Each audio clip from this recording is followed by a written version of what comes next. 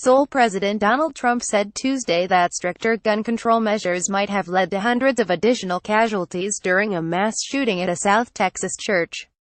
Mr. Trump says at a news conference in South Korea that, if you did what you're suggesting, there would have been no difference 3 days ago and you might not have had that very brave person who happens to have a gun or a rifle in his trunk. Had been asked whether he would support extreme betting for gun purchases like he's called for people entering the country. Are Americans become numb to mass shootings? Mr. Trump said if local resident Stephen Wilford, who grabbed his own rifle and exchanged fire with Kelly didn't have a gun, instead of having 26 dead, you would have had hundreds more dead.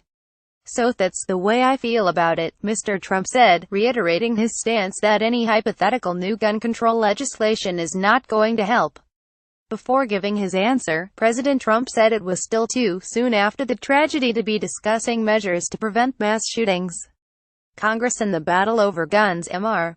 Trump has said since he was on the campaign trail in 2016 that he believes the way to prevent mass shootings in the U.S. is by better addressing mental health issues. On Monday, Mr. Trump said the Texas massacre was a mental health problem, not a guns situation. Authorities say Devin Patrick Kelly fired at least 450 rounds of ammunition at worshippers in Sunday's attack at the First Baptist Church in Sutherland Springs. The dead ranged in age from 18 months to 77 years old.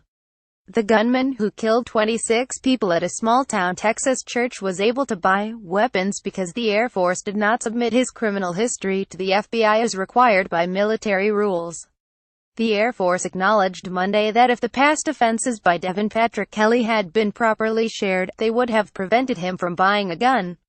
In 2014, Kelly was formally ousted from the Air Force for a 2012 assault on his ex-wife in which he choked her and struck her son hard enough to fracture his skull.